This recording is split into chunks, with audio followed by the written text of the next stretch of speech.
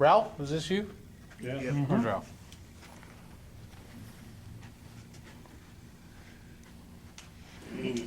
Okay. I got a lot to say. Go ahead. I got a lot of tape, man. Okay. Hang out, Ralph. That's a Japanese Mitsubishi G3M. Nell. G3M. This would be a G3M8, I guess, anyway. Yeah. It's a Type 96 bomber, which means it came out in 1936. I don't know much about the airplane. They used it in bombing China. It was also in on when they sank the Repulse and the Prince of Wales off Singapore in early 1942.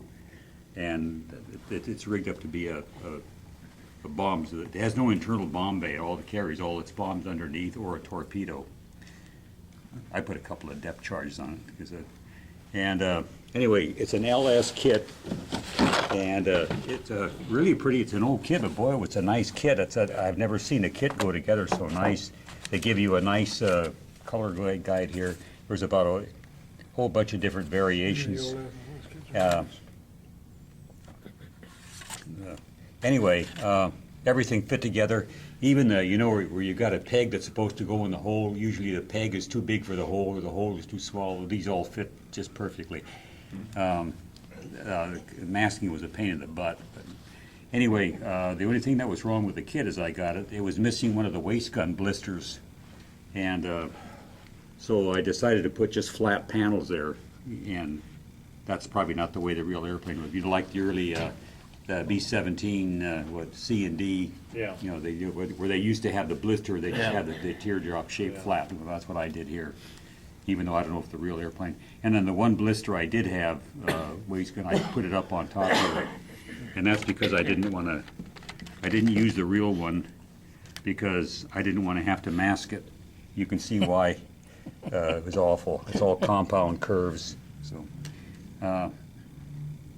okay, I was gonna paint it with Tamiya paint, Imperial Japanese dark green, and I tried some out on. I don't use an airbrush. I brush paint all my models, and I tried brush painting it on. So it was awful. It's streaky and it's not good for brushing. And I asked George if I could thin it with water. He said no, or it probably wouldn't work. That you have to have Tamiya thinner. So I mixed up my own paint and I matched it just about exactly.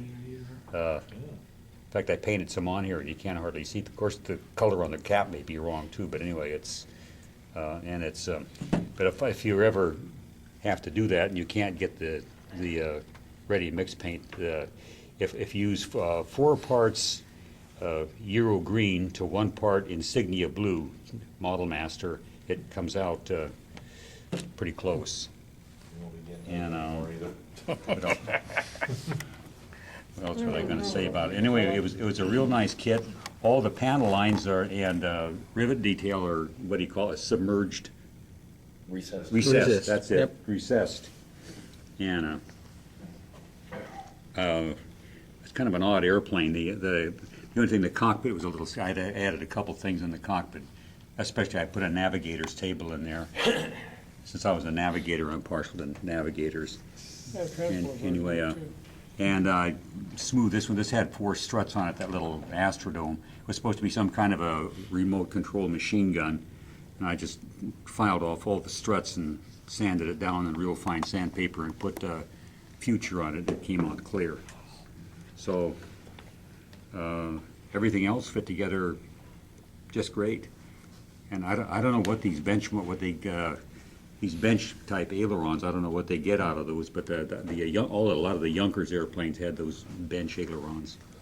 Anyway, I had some paint left over, so I thought I better build another Japanese airplane, Japanese Navy airplane, and because if I didn't use up the paint, it was going to dry up in the bottle, and I'd have to throw it away. So I had a Hasegawa George, so I built that to use up the rest of the paint. And that's basically it.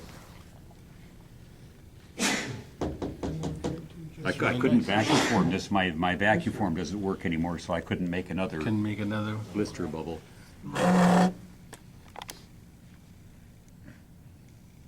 So who makes this kit? Oh, the other thing, I was- LF. LF? Oh, yeah, there. yeah, Okay. yeah, it's an old kit. The other thing I was gonna mention was, I wanted to curve the plastic so I wrapped this around a pill bottle that was about the same diameter of the fuselage, and I boiled it in 1 minute in boiling water, and it came right back again.